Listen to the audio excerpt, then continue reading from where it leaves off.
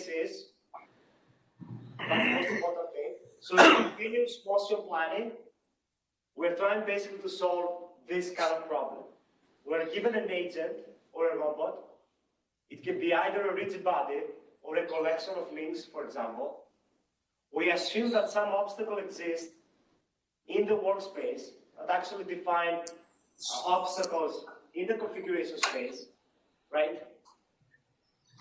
We are given an initial configuration. We are given a goal configuration. Not state now, talking about configurations, right? And our goal is to plan a continuous path from the initial configuration to the goal configuration. Right? In the configuration space. That's the idea here. That's the continuous motion planning problem. Right? So the idea is going to be, the central theme as I mentioned, is going to be actually to transform things from the continuous back into the discrete domain, because that's much easier to work with. And there are two classes of methods along that vein. We have combinatorial motion planning approaches, which basically build an exact representation, a discrete representation that exactly represents the original problem. And we also have sampling-based motion planning approaches, which the idea here is to sample the configuration space and conduct discrete searches that utilize these samples. So with combinatorial motion planning approaches, there's a number of techniques that have been proposed.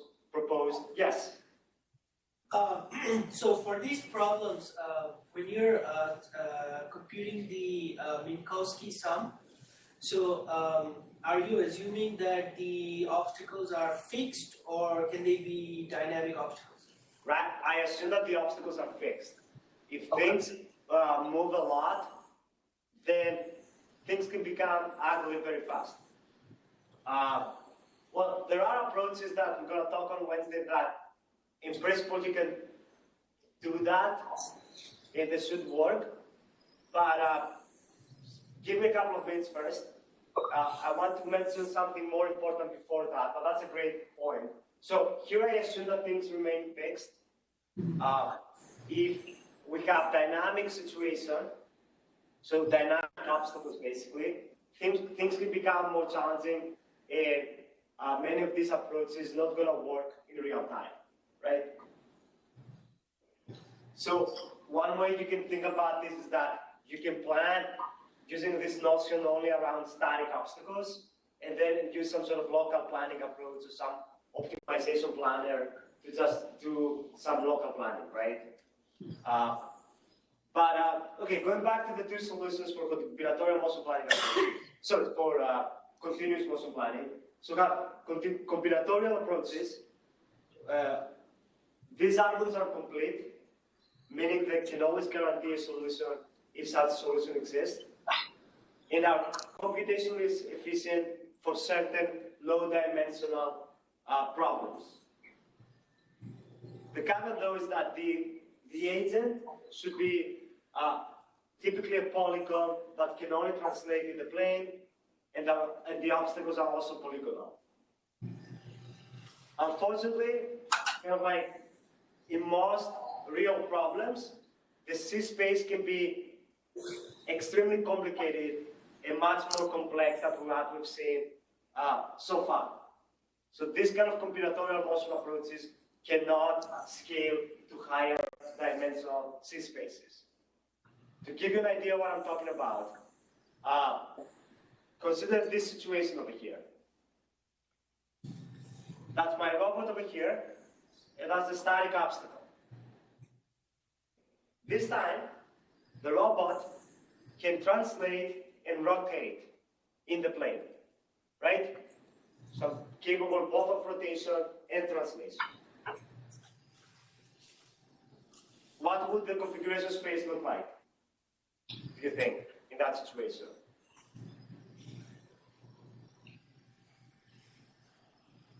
How this C-space obstacle is going to look like if my agent is not only translating, but is also capable of rotation. Still everything in 2D, but I can rotate as well, right? It's actually going to look something like that. Think about this. My robot is here, right? If the robot is in that orientation, I'm going to trace the robot, kind of like the volume that the robot is going to have with the obstacle, and I'm going to get kind of like this kind of flat, kind of like surface, right? If I inflate basically the obstacle with the radius, so to speak, of the agent, right? But I want to do that for all possible directions, right? For all possible orientations. Because the agent can be here, but it can rotate like 1 degree, 2 degrees, 3 degrees, 9 degrees, and so on. So eventually, I'm going to end up with that kind of like configuration space over here. Right? But looks much more complex than the simple kind of like situations that we saw before. A different kind of example here. Imagine I want to plan for 2 links. Basically, that's my robot over here. This is my robot.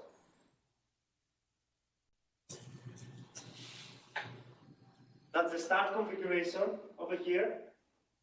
And I want the robot from here to go over there, right? And there's a number of obstacles.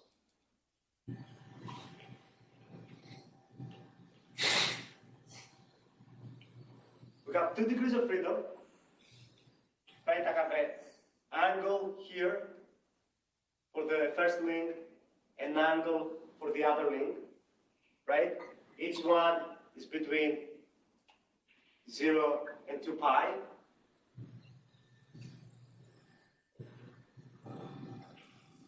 So that's my configuration space, right? Which sometimes we write like this. So that's a disk. You write the disk as S to the power of 1, right? If it is a sphere, you write it S2. That's like abbreviation. So that's my configuration space, which in theory looks simple, right? But if I try to paint the obstacle region, so the C-space obstacle, this is how it looks like. This is the right thing over here. This can quickly become strange and very complicated, right? So what I'm trying to say here, even with 3 degrees of freedom that we saw in the previous example, so we had 3 degrees of freedom on a 2D plane, or even 2 degrees of freedom here, things can become very quickly strange and complicated. So using those exact combinatorial motion planning approaches, these approaches are not going to work. And that's why I don't want to talk about those today. I want to focus on more general solutions. And the idea here is, instead of explicitly constructing the configuration space obstacle, a different and a more generally applicable idea is to conduct a search that probes the C space using a sampling scheme. So basically, we're going to sample the configuration space. There are basically 2 classes of methods under sampling-based approaches. Sometimes we call them single query approaches and multiple query approaches. So with single query approaches, we're actually performing incremental planning and searching. With multiple query approaches, we are pre-computing a sampling-based roadmap. And we're going to reuse that roadmap for different kind of queries. And we're going to basically cover today this one. The idea is that if you have multiple queries, meaning if you have multiple motion planning problems, then pre-computing a roadmap may pay off. What is a roadmap? It's basically a graph that captures the connectivity of the free space.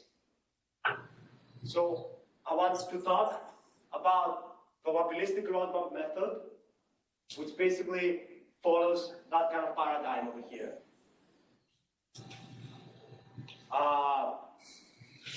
It's one of the most popular motion planning techniques, the PRM.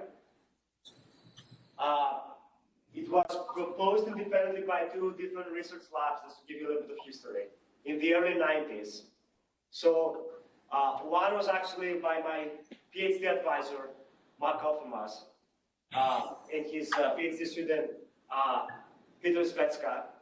And the other one was by Lydia Kalbraki and Zapola Mod at Stanford. They're working independently on the same approach. Eventually, they joined forces and they had a combined six-week paper in '92 that talks about this idea of probabilistic global methods. If you read the robotics paper one way or the other, probably they're going to cite the PRM somehow. It's highly, highly cited. So it consists, it's a very simple conceptually, when the basic approach to code it is not so difficult, but depending on the problem you have, it can become ugly, so to speak. It consists of two phases, an offline and online phase, or sometimes a construction phase and a query phase. So in the construction phase, we're going to compute a graph that captures the connectivity of the free C space. In the query phase, or the online phase, we're going to solve a motion planning problem by running a search on that graph that we have computed. That's the idea. So let's start with the construction phase. The first thing we're going to do is we're actually sample randomly configurations. For example, if I have 2 degrees of freedom, I'm going to sample uniformly the 2D plane. 3 degrees of freedom, whatever degrees of freedom I have, I'm going to sample along these degrees of freedom. You can sample uniformly, and we're going to briefly get back to this later on, but you can use some other sampling strategy, depending on the problem you have, right? The simple approach is to uniformly sample across your degrees of freedom, right? That's the first step, to construct the roadmap. When you sample something, you sample a configuration, you test to see if it's going to collide with a static obstacle, right? If I take that configuration, will my robot collide? Is it a colliding basically state, right? I mean, the simple examples that we've been talking about is that if there was a disk, right? And I sample a point that denotes the center of the disk, then you need to check if basically then the disk is going to collide with any of the static obstacles in the environment. Eventually, out of these samples, I'm going to only keep collision-free samples, right? So basically samples that they are inside the free area of the configuration space, so that white region over there. So now let's pick a sample. What I'm going to do, we're going to connect the sample to its nearest neighbors. Basically, consider that we have a function that returns nearest neighbors. And there's some sort of a local planner that allows us to connect samples. So in this case, the local planner that I employ is just a straight line that connects two samples. Excuse me. It's not global in the sense that a local planner does not try to solve an entire planning problem. It's kind of like focusing on a sub-problem, right? I'm given two configurations and I want to connect those two, right? It's a local planner. It's almost a small planner, right? So I do that, right? I pick the samples and I'm going to connect the samples to their nearest neighbors using that local planner. And then I'm only going to maintain collision-free links, collision-free local, basically, paths, right? So this one over here is not going to be, it's going to be removed, right? And I'm going to do that for all samples that I have. I'm going to, follow that same strategy, that I'm going to connect that sample to its nearest neighbors, and I'm going to maintain the collision-free links. As soon as I do all of these things, I'm going to end up with this kind of undirected graph over here, where nodes of that graph are configurations, and edges correspond to collision-free paths between two configurations.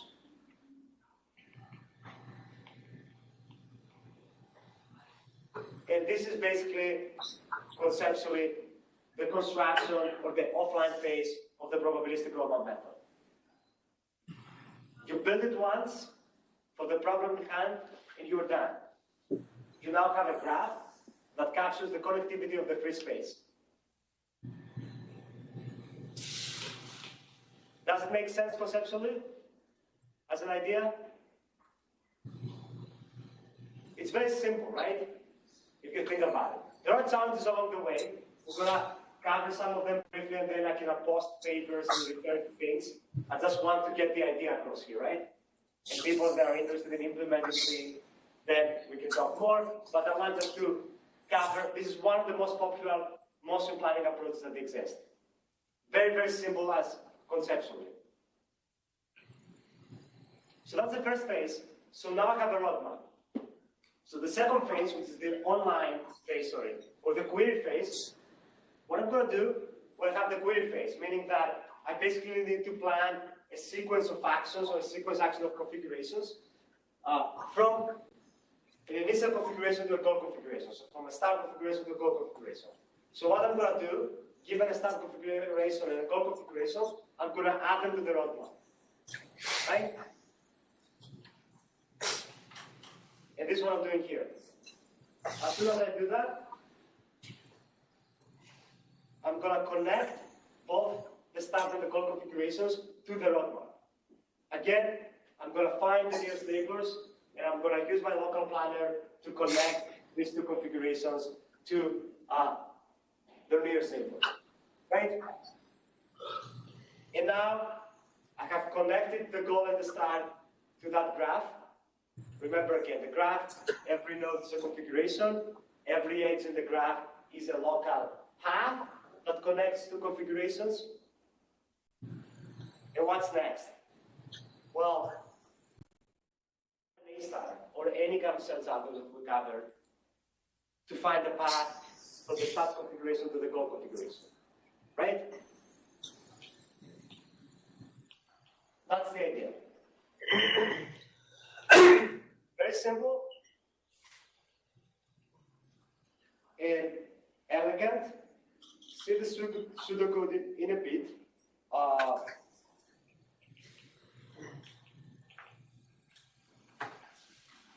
Actually, let's look at it now. I'd like maybe to play some videos, but no. Let's first look at this. That's the pseudocode over here. I have a local planner. I'm going to talk about this later. That constructs a path, basically gives me a path from A to B, where A and B are configurations.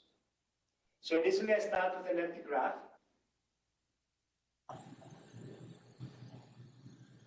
I have a loop that can run forever, or I can break it at some point whenever I'm satisfied. I can get out of the loop. So what I'm doing, I'm going to choose a random configuration. So I'm going to sample, right? Make sure that that configuration is free, does not collide, basically does not lead to the agent or the robot collide with the static obstacle. If that's the case, I'm going to add that configuration to the vertices of the graph. And I'm going to get a set of neighbors from that configuration, from the existing nodes that they exist in the graph. For each one of these neighbors, I check whether there is a local path between the random configuration I sample and the neighbor. And if that's the case, I add that path as an edge to the graph. There are many variants of how you implement that. For example, in many situations, we try to connect a sample or a configuration queue to its neighbors if it's not already graph connected, if the neighbor is not already graph connected to that configuration. What I mean with this, imagine, for example, this goes to graph theory. Imagine that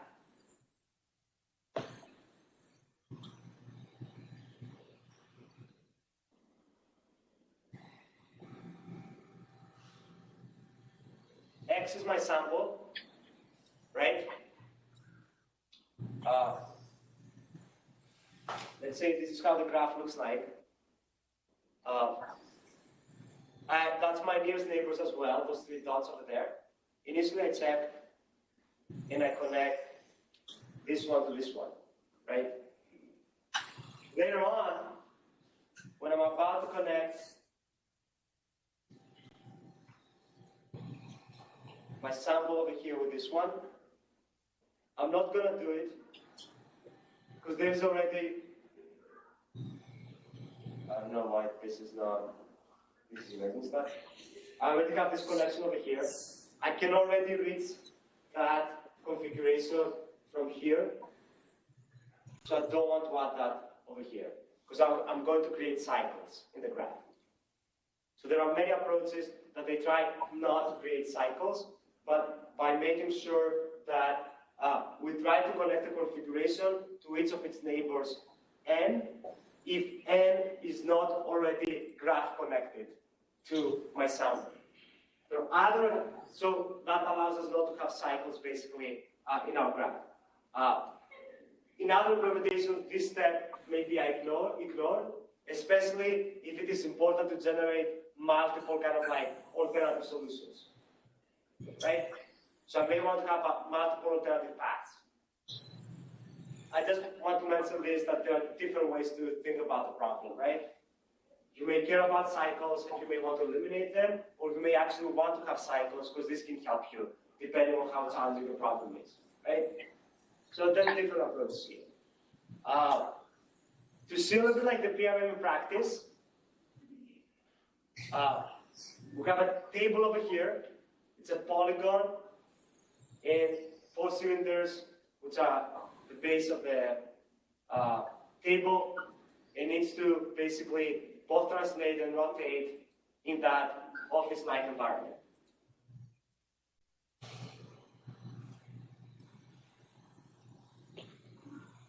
That's with PRM. This is a rather famous test scene. The moving object here consists, or the agent, consists of 4 legs that must rotate in a complicated manner to get through that very narrow hole or passage, basically, right? And reach that end configuration.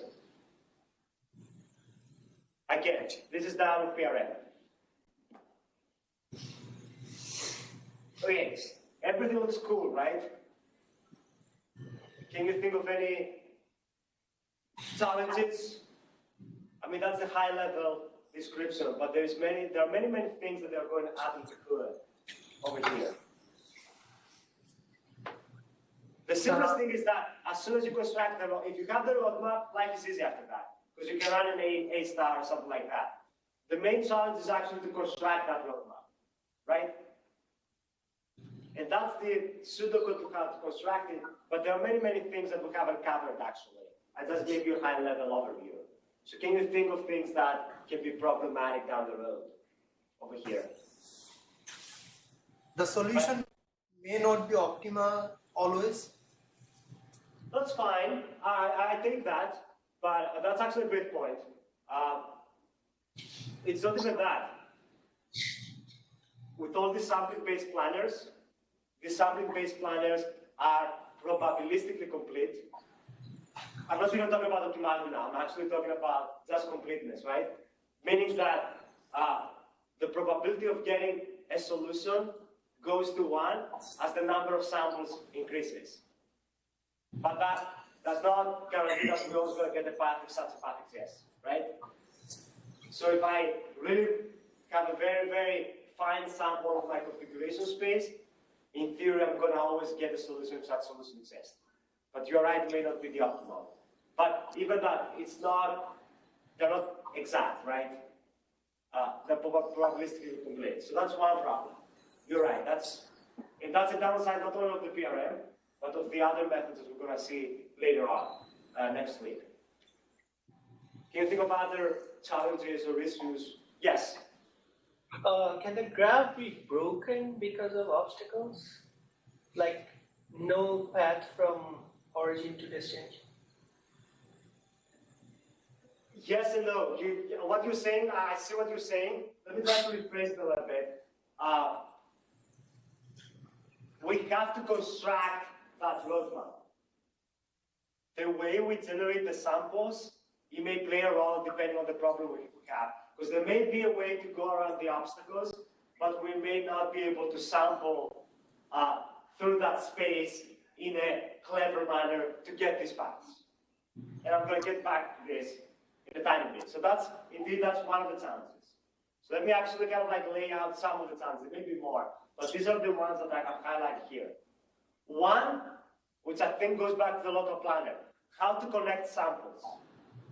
Right? I mentioned that I get a random configuration, and I have this notion of local planner that connects that sample to nearest neighbors. So that's one question. The other question is how to select actually nearest neighbors. We're not really going to touch that today. I may put some notes after the class, but I don't want to really cover this. I may briefly mention something. And going back to what you said, the middle bullet point, what kind of sample strategy to employ is very, very important actually. And as I mentioned, I'm going to upload maybe some handouts or papers about these kind of challenges, but bear in mind that many of these challenges apply to any sampling-based planning approach, not just to PRM, not just to these multiple query planning approaches, but also to approaches that we're going to see next week. Some of these challenges translate to both situations. So let's talk about local planner. I don't know why non-holonomic appears there. It should not appear there. So just please ignore it. Let me. I don't know how this popped up. It shouldn't. Okay, so it should appear later on, but it's literally later on. So one of the main challenges is how to connect neighboring points when we are constructing the roadmap, right? Remember, we have a local planner that connects two samples. Basically, it tries to find a path between two configurations, right? A local path, so to speak. Because these are nearby points in configuration space, right? They're not far away. That's why we say local. So we have to start from one configuration and then to another configuration. So in general, we seek for a local planner that is fast and could possibly allow failures on difficult instances. Meaning that even if there is a path, the planner may say that that's not the path. There's no path. And that's fine, in the sense that, well, we end up not adding that connection. It's one of the connections we didn't add. We're going to have other samples and many more samples, right? Remember, our goal is just to sample the connectivity of the free space. If we miss some of the connections, well, it is what it is. But what I really do not want, I don't want to have a powerful local planner that is complete, always returns a connects to configurations if there's a path, but takes forever to do that, right? So I really seek for a planner, for a local planner that connects to configuration in a fast manner, and sometimes I may be a little bit like, I'm amenable to failure. I'm okay if the local planner from time to time fails, even though it shouldn't. So it says that there is no path, even though there is a path, right? Now, that's the problems I want to have for my local plan. Now, things are easy if I have a holonomic system, right? Basically, let's see if this switches to next slide. A holonomic system, things are easy, right? When I can move every degree of freedom at will at any time, A local planner can be simply, I can interpolate between the two configurations, right? I can connect the two configurations in theory with a straight line, right? And this is what we saw in the schematic before. I can connect the two configurations, I can interpolate between the two configurations, and as soon as I do that, I can then check for collisions along the path. That's the idea here.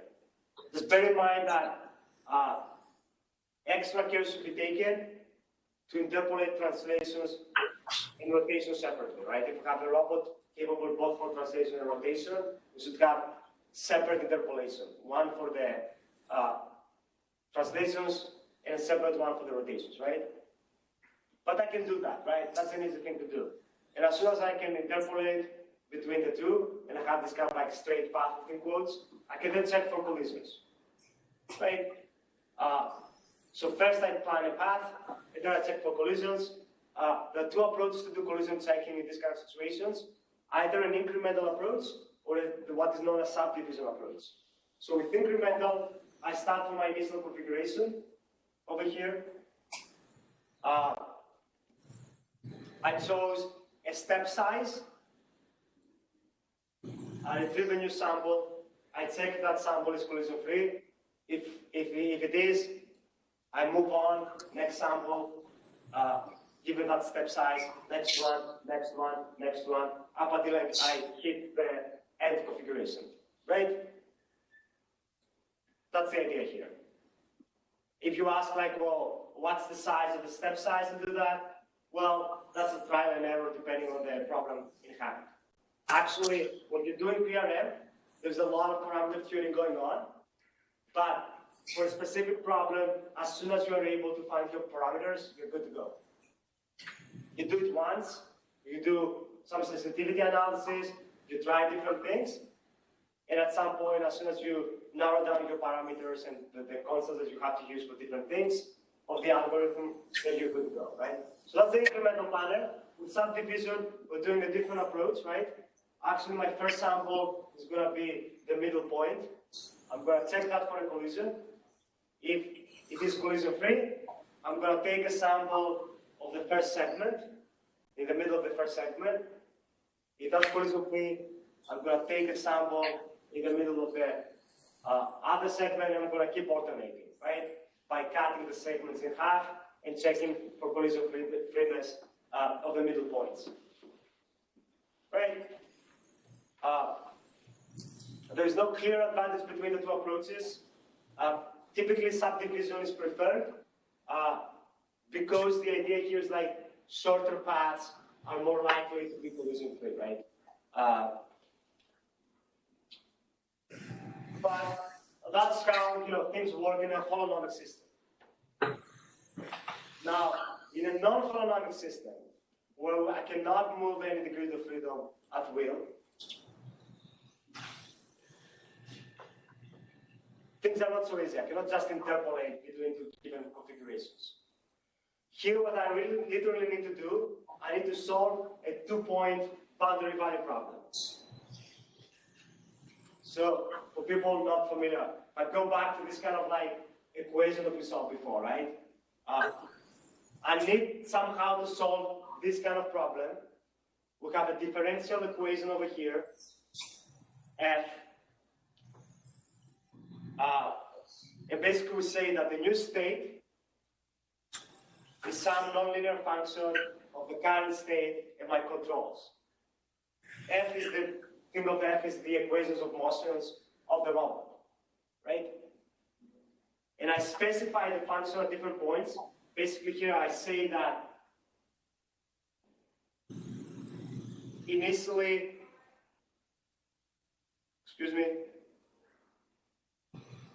I need to start at this state and I need to end at that state. So in our case, I need to start at that configuration, I need to end at that configuration. These are my boundary points. So that's why I say you need to solve a two-point boundary value problem. Right? Does it make sense? I have a start and a goal. We have the same problem also in the holonomic system. but that's very easy to solve, right? Everything is linear, so I just interpolate. Here, this f over here is not linear. And I need to go from A to B.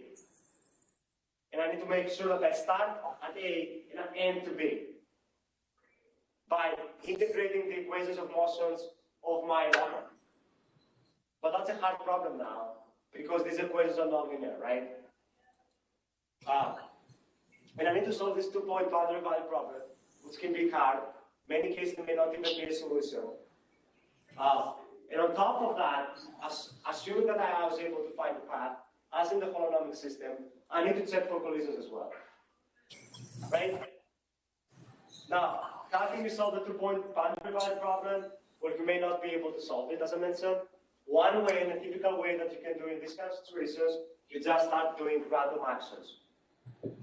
Just random controls from your start configuration. You just start taking random basic configurations up until you hit your end configuration, or you're really close to the end configuration, and then you call it a victory. And you may want to add that new end configuration as a new sample in your tree, to your tree, right? That's one approach that actually works surprisingly well, specifically for the second class of methods, the single query planners that we're going to see next week. But that's always a problem here, right? If we have non-holonomic systems, if we have an agent capable of subject to differential constraints, right? Some of these can be quite hard, right? My local planner is not as easy as just interpolating between two given configurations, right?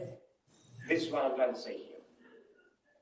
And on top of that, it doesn't matter if it's a holonomic system or a non-holonomic system, actually, when you construct a roadmap, most of the time, the majority of the time, is actually being spent by doing the collision checking. So after you have those connections, you need to check whether those connections are free, right? Collision free. By doing this incremental approach, maybe subdivision, some sort of sampling approach, you need to check whether your local plans, whether your edges in the graph are collision free, right? So that takes time. And that takes actually most of the time. Something to keep in mind. And there are algorithms, packages online that solely focus on doing that collision checking, right? iCollide is one of them. Very popular one that's been used. VRapid is another one that has been used for just collision checking, right? And many more. But that's an important part of the of a probabilistic roadmap construction, right? Okay, so we talked about local planners. Let me briefly talk a little bit about how to sampling configurations, right? Well, again, the simplest approach is to sample uniformly, right? For example, your agent has 2 degrees of freedom. Statistical independence allows us basically to combine separately for its, to sample separately for its degree of freedom. If the robot is moving, for example, on a unit square, right? Right, if my robot is moving here, I can just uniformly sample numbers from 0 to 1 for the x coordinate, and again, I can uniformly sample numbers from 0 to 1 for the y coordinate, right? Now, for example, the motion planning problem involves 15 robots at speed, then which each one translates in a, again, unit square. Then my configuration space is this one, right? 15 robots, so 15 times 2. That's my C space over here. Again, I can sample from that space independently, right? Uniformly. Depending on the C space and how it looks like, you need to start thinking how you can sample in the correct manner. Remember when we talked about how you sample from a disk, right? That you shouldn't bias your search, your sampling strategy, when you sample for example, for rotations, for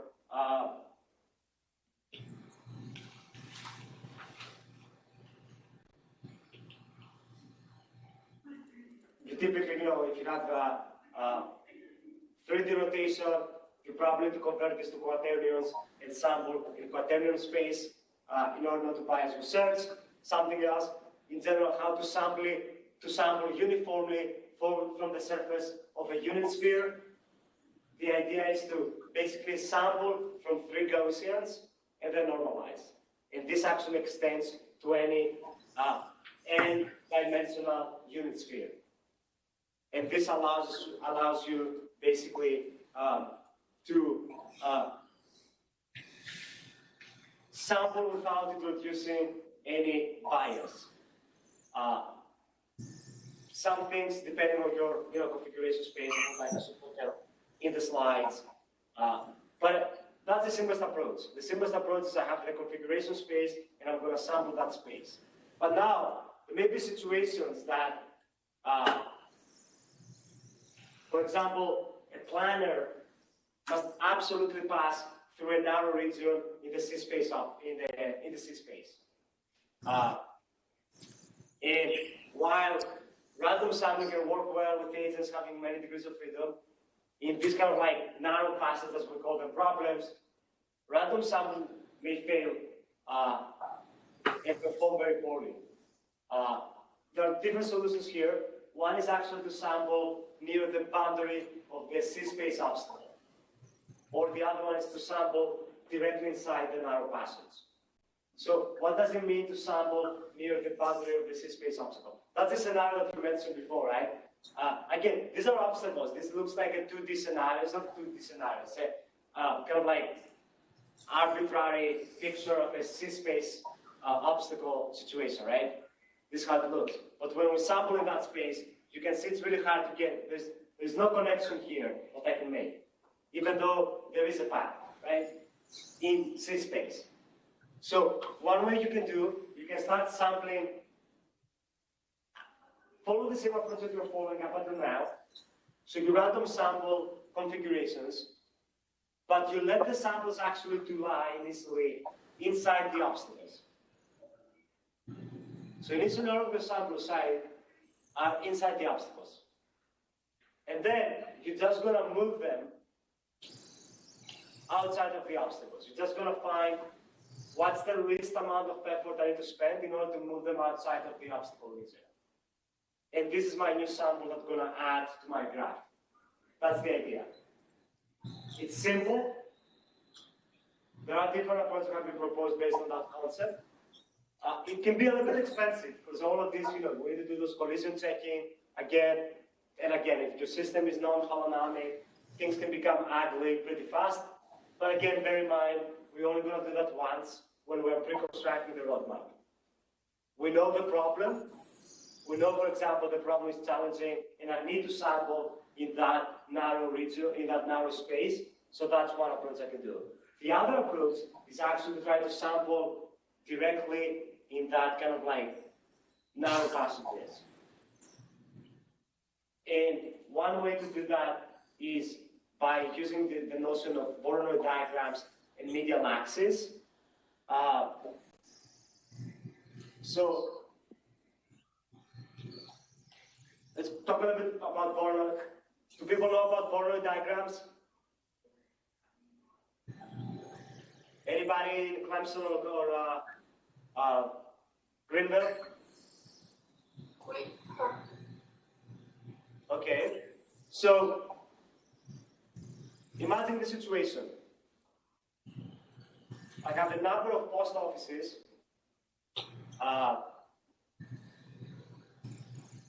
This is kind of like a city, right, or something like an area, right? A multiple neighborhoods, you can think of this. And I want to assign to a residence, so to a household, right, the nearest post office, right? That's the problem I want to solve. What the Voronoi diagram is doing, it partitions the space into cells. where each cell consists of points closer to one particular obstacle than to any other. So if I treat all of these points over here, this P over here, as obstacles, the Voronoi diagram is going to partition the space into these kind of cells that we see over here,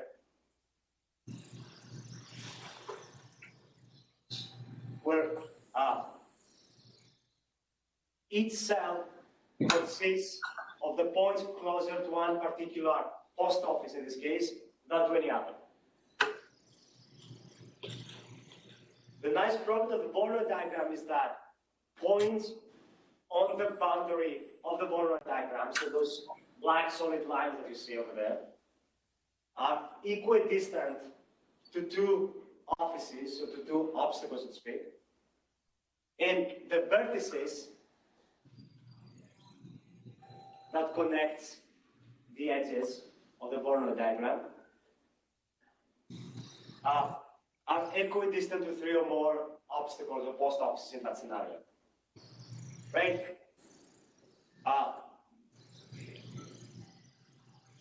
And this is how you can, for example, construct a Voronoi diagram.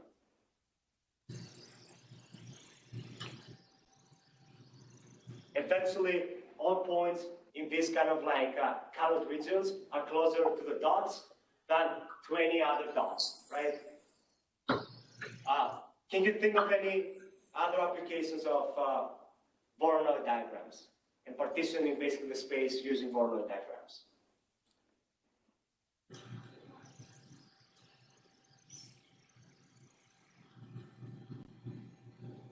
As an idea. So along the same veins, right? Think about I don't know, a number of police patrol cars and it dispatch them into different regions. I can use a similar way to tessellate the space, so to speak, and decide where to dispatch the people depending where they are, right? I'm gonna dispatch, basically now the police cars becomes the obstacles, and the regions around the police cars are where I'm gonna dispatch those cars, so to speak. But the other great property, and this is going back now to our planning problems, is that basically all of these, the boundary of the Voronoi diagram basically, are points that have the maximum possible clearance from obstacles, right?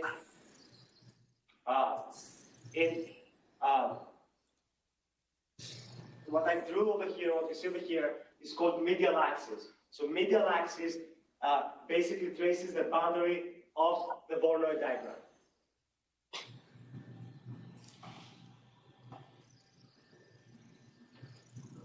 There are a number of exceptions. I don't want to go technical here. That's not the focus.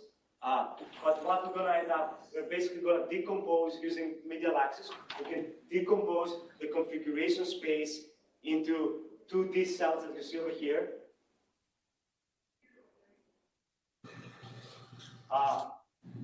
Where each cell consists of points closer to one particular obstacle than to any other. Right? That's the idea.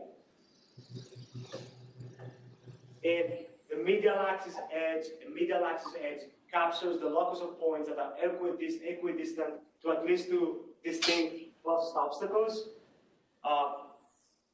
and gives us path that they have maximum clearance. So, using this notion of medial axis, using this notion of getting samples along the boundary of the Voronoi diagram can be very, very beneficiary in these kind of situations. And in 2D planning problems, I can explicitly construct the medial axis. In much more complicated problems, I cannot do that, but I can still approximate it. There are algorithms to approximate the medial axis and sample from that. And the idea is quite simple. I sample a point, let's say this one over here, in my C space, in my configuration space. I figure out what's my closest obstacle, which is this one. Then I'm going to move away that direction. And this is the arrow that you see over here. And I'm going to keep moving away. I'm going to keep like adding some samples over here along that line, so to speak, up until I reach a point that my closest obstacle has changed and now becomes this one. And that's the situation over here. And now between my start point, which was this one, and my new point over here, I can use this notion of subdividing that interval and cutting in half every time, just to find a point which is equidistant from the start and the goal. So from the start and the end over here. And that's more or less, with some epsilon value. And that's more or less a point along the medial axis, a sample along the medial axis, which I can add to my plot line. Does it make sense as an idea? I'm trying basically to trace the boundary of the formula diagram. In many complicated problems, I cannot explicitly construct that. Here, I can explicitly construct in that 2D scenario. I actually, if you read papers and books, etc., it's a we know that the medial axis is a collection of line segments and arcs, which I can't exactly compute. But in more complicated scenarios, that's not the case. But I can still approximate the medial axis, and that's one algorithm that I can sample from that medial axis, right? That's the idea.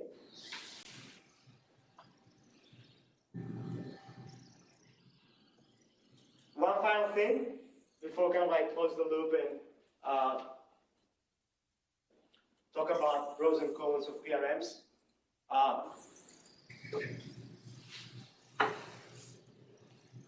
We also remember we're using this local planner, but before using the local planner, we need to determine a list of nearest neighbors, and then we're going to connect the sample with our local planner to these nearest neighbors. So how to select these neighbors, right? There are papers about this. The main idea is to select neighbors in terms of increasing distance. Why is that? Well,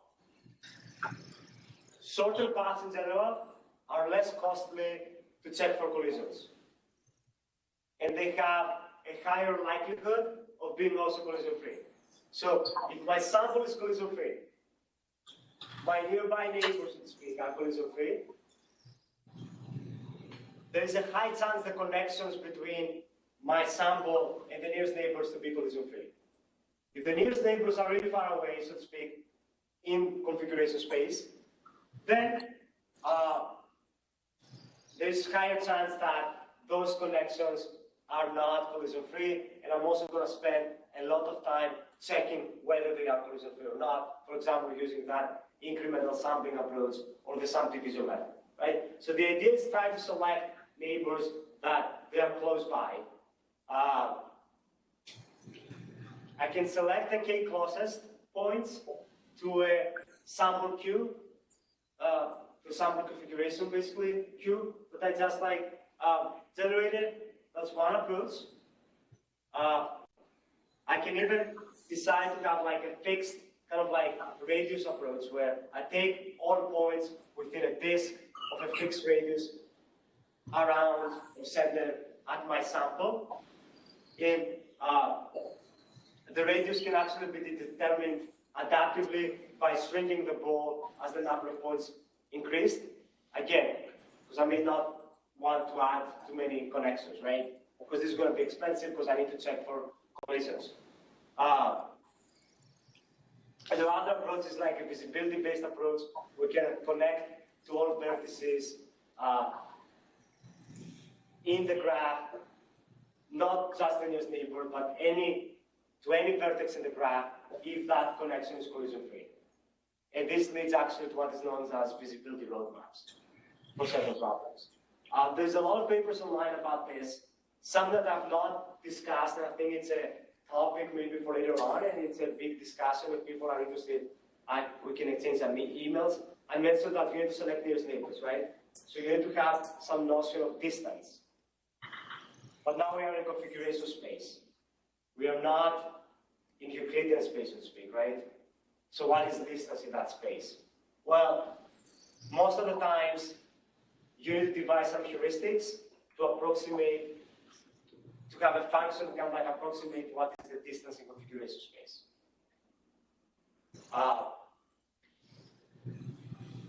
And I will upload some things that, along these lines, along also with some handouts that they talk more about these challenges. I want to summarize a couple of things.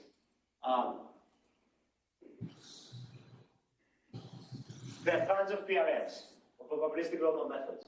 Well, they are probabilistically complete as a method, as I mentioned. It may sound as a disadvantage, but it's actually a good thing in the sense like we can get some completeness guarantees, right? Not always, but they're there. Conceptually, the main algorithm is easy to implement, right? I have an offline phase where I construct a roadmap, and I have an online phase where then I can run queries. It actually works surprisingly well with high-dimensional problems, and we already saw a couple of examples. It's ideal, actually, to think about repeat experiments in static and fixed environments. If you work in a factory and you want to plan a path, or you want to plan for an arm manipulator or something, and the environment does not change and remains as it is. As soon as you construct your roadmap once, and you figure out the parameters you have to use, you figure out certain things, and you have a good roadmap that captures the connectivity of the C space, then you're good to go. Then you can start changing your initial configuration, your goal configuration, and you're solving motion planning problems, right? So that's a big, big advantage in this kind of situation. Now, the cons. Well, I mentioned this, you need to solve a 2-point boundary value problem somehow. And that's easy if your system is holonomic, but if your system is not holonomic, that can be problematic, or you may not be even able to get an exact solution. And that's a problem that exists also in the other kind of like classes of methods that I'm going to cover next week. So the single query planning approaches. But speaking of the single query planning approaches, the main focus of PRMs and of these multiple query roadmap approaches, based roadmap approaches, is that the main focus is actually on generating a graph that captures the connectivity of the free space. That's the main idea here. In order to be able to reuse that graph, to be able to reuse that roadmap, the main focus is not on generating a path. And that goes back to the comment that there's not really an optimality notion here, right? I'm more focused about the graph rather than the path that I'm going to get out of this, right? The effort basically is being put on the construction phase rather than on the planning aspect, right? The query phase, so to speak.